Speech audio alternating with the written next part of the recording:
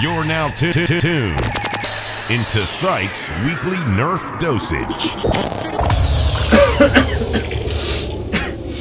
Well, the haze is not getting any better here in Singapore, and for all you guys overseas, well, in the Southeast Asia, there's been a pretty big case of like this aeroplane just disappearing. So, you know, things aren't looking so good in this region of the world. But yeah, I just hope that all of you guys are actually alright and everyone's doing fine, yeah? Hey, what's up good people? Welcome to episode 67 of pwned. In this episode, it's again an episode that is just featuring just one item because it's a very interesting item.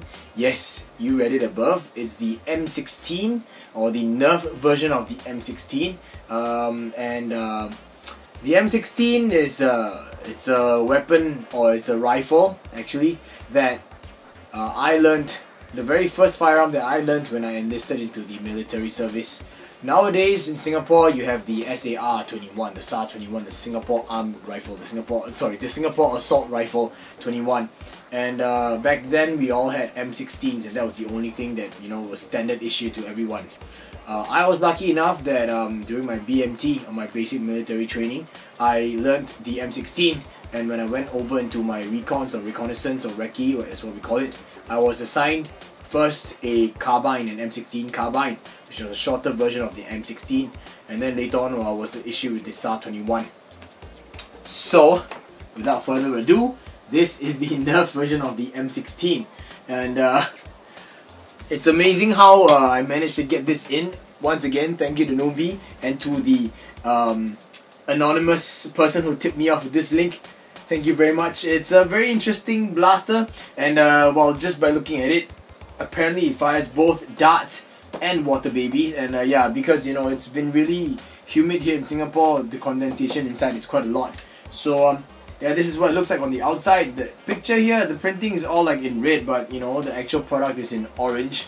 Okay, and it has a stock, and I can't read any of these Chinese things, so please don't make me do that. This is what it looks like on the back of the box with a rainbow colored scope attachment thingy. Right, so it demonstrates to you here, or illustrates to you here, that it fires both the water babies, or whatever you want to call it, and darts. Okay, so this is the instructions. It tells you that you can load up to about 1次可以50粒. Okay, so at any one point of time, you can load up to about 50 of these rounds. Okay, these water baby rounds, and then for darts, you gotta load it up into the front of the muzzle. So that's a detachable shoulder stock, and that's how you actually operate the blaster. You prime it by the charging handle, okay, and etc. So now I'm just gonna open this up, get my my cutter, open this thing up, and yeah, I don't know what to expect out of this product. So let's just see. Oh shoot, sorry. It's taped twice. Alrighty, here we go. It's taped more than twice. It's taped everywhere. What in the world? But yeah, okay. Alright, so that's that for the tape. Okay, got this flap open. Take out the blaster itself. And everything's in that white ballistic plastic thingy. So this is the box. Go to the side. Ta-da! We have everything here. Shoulder stock attachment comes out first, if I can get it out. Here you go. It's actually pretty small. Look. Alright, so I'll just set it aside here. I'll get the ammunition out. The water babies. I won't be firing it in my room. Come on, guys.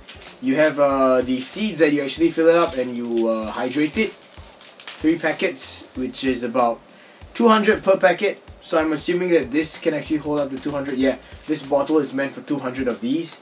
And it's nice that they're pre-grown already. Got some of these, I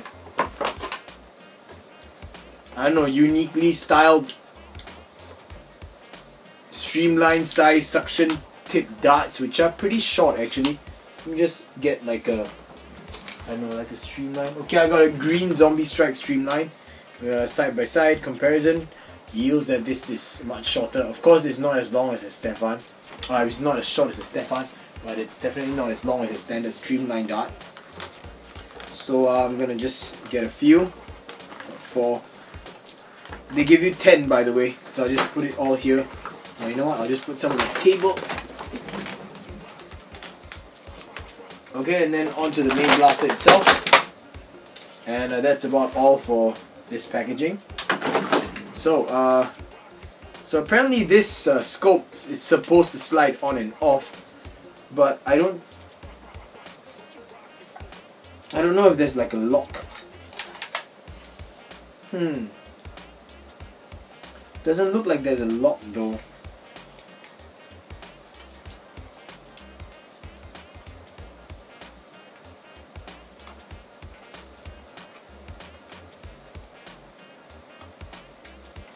Oh well, can't seem to get it to move, so never mind. But anyway, I can actually see a slot right at the top here, and that's for where your water babies are supposed to go. So you're supposed to basically put the water babies inside, and it loads up to about 50 of those at any one point of time. It goes all the way in, and then you basically fire it. So that's a cap. And there's a little... Oh! Light. How do I turn this thing on and off? Don't tell me I can never turn it on. Oh, okay, there's a switch right at the bottom. So that's how you're supposed to... I can't even reach the switch. Like... Okay, so there's a switch right here at the bottom, and it's barely enough for my pinky to go and activate the switch. So I think that this scope is actually removable. According to what is depicted on the box, it's removable. And this mag area is definitely not removable, and it's pretty small actually. There's an orange thing over here that does absolutely nothing. You prime it this way with the charging handle.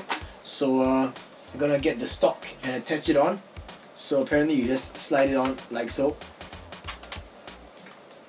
and that's how you get it on. And to take it off, there's a switch. Oh, okay.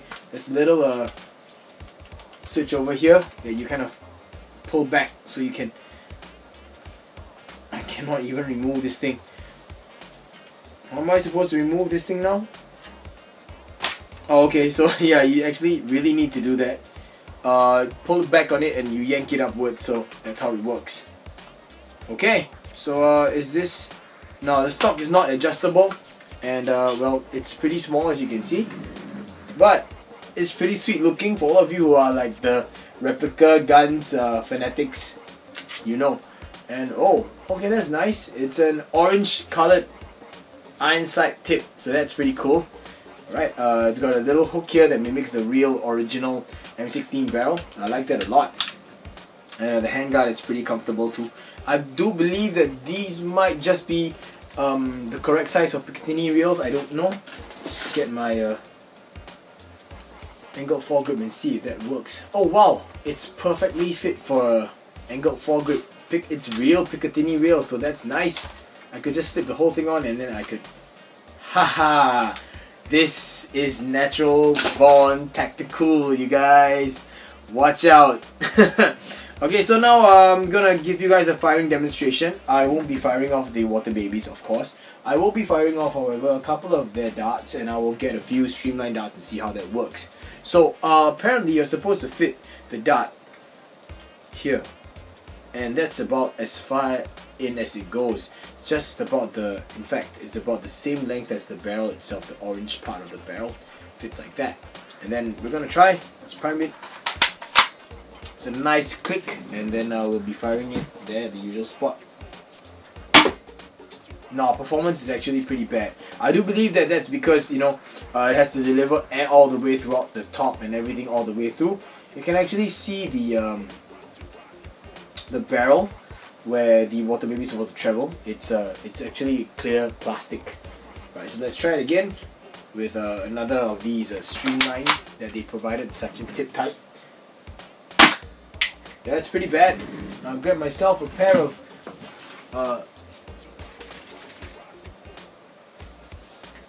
Elite Streamlines. I know I grabbed 3, but I'll just be firing 2 just to share with you guys. So yeah, see, that's how much it sticks out at the front. Prime it and fire. Right, and last one.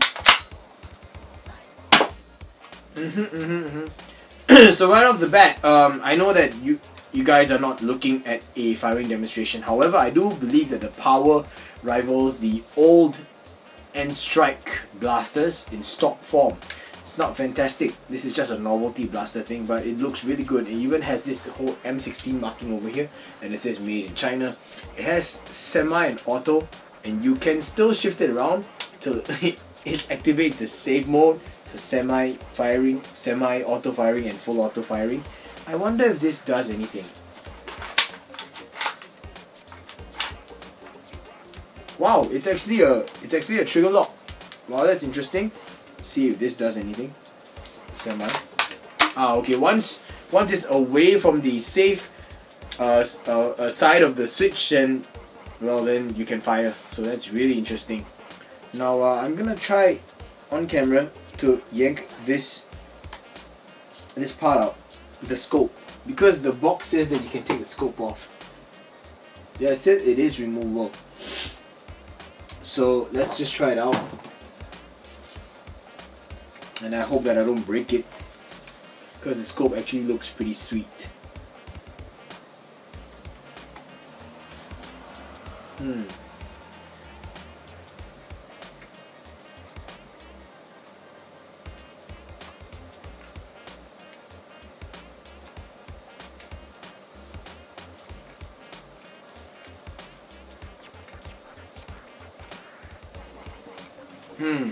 It's not moving at all, and I don't even know why.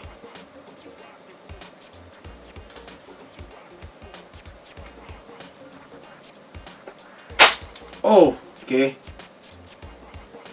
I didn't hurt myself, did I? No, I did not. I don't even know why it's so rough. Look, this on this rail it's fine.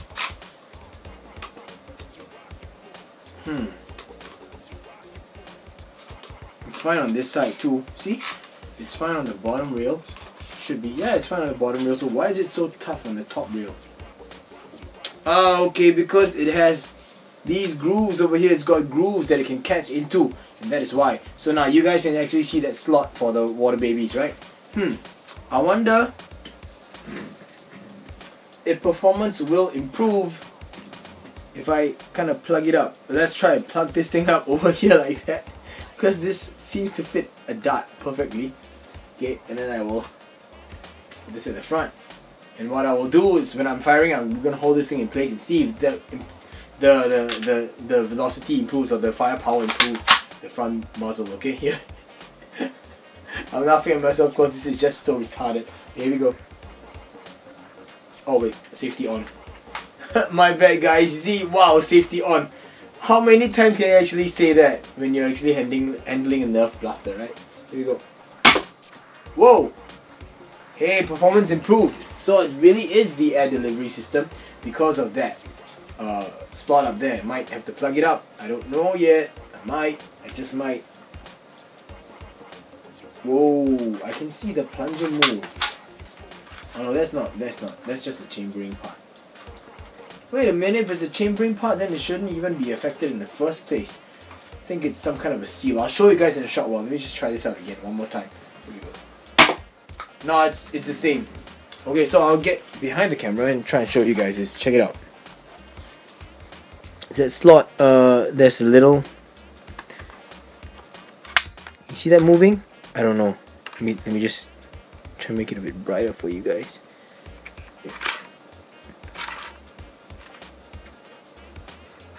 Yep, you can see something moving. Yeah, so that's how this thing chambers the water babies, and it's very, very interesting. I have no idea what this does still. Absolutely nothing. I think this is just for show, you know, just to prove to people that this is not a firearm and this is just a toy. So I'm gonna get the scope and I'm gonna put this back on. So this means that I can just make this whole thing super tactical. I might there, see, so it locks into place. I might open it up and see what the internals are like. I do believe that, you know, since the jaw is so short, right? It's what, about 2.5 inches to 3 inches. That's just the draw length. might just be like about here. I don't know, the plunger might just be about here. So I might open it up and see if there's anything that I can do to improve it. And because this thing actually looks pretty sweet. You know, it's hard to find a blaster that looks like this and fires just like a Nerf blaster does. So full featured rails and everything. Sweet. For all you Milsim fans out there and all you cosplay fans out there, you're gonna love this one. Although of course it's scaled down. I mean, come on, look. An M16 is never gonna be this small, right? Look, it's supposed to be at least this big, at least. So yeah, hope you guys like this thing. I have no idea what it's called, so I'm just gonna call it the Nerf version of the M16, the Nerf M16. Let's just call it the Nerf M16. Yeah. Once again, thanks for watching, everyone. I know it's a pretty short episode, but I don't have much else to say this particular week. Before I go though, I would like to ask all of you one simple question. Not really simple, but those of you who out there who actually have the information, I'd like to find out from you guys, what does it mean by anodizing aluminium? Oh no, wait, let me rephrase that question. When someone says an aluminium product or an aluminium piece is finished in black anodized aluminium, so what does that mean actually? Does anodizing aluminium or making it black, or making black anodized aluminium, equate to having a finish that is very close to what a chalkboard or blackboard feels like? From my understanding so far, anodized aluminium gives you a really shiny finish, and things like carabiners or carabiners, those are finished anodized aluminium, and it's just dyed in a certain color. So please do educate me. I am not an expert at aluminium and stuff. I have worked with aluminium before, but I'd like to find out from you guys if there are any cases of black aluminium actually having a finish that is very close to chalkboard or blackboard kind of finish. You know that scary feeling where you scratch your fingernails on. Yucks. So I'm getting goosebumps just thinking of it. Yeah, so anyway, thank you guys for sitting all the way through this episode. I know I was a bit slow. I am not feeling very good, but I just wanted to get this out there because I think this is a really cool product. I know I don't really show my excitement as much, but I like the look of this blaster and I'm really happy that I have it. So thank you to Noobie for helping me ship it in again. That's about all I have to say for this week, you guys. I hope you guys liked the video. If you did, I hope you guys give me a thumbs up. Also, if you're not subscribed, I do hope that you consider subscribing to my channel, and I will see you guys really soon.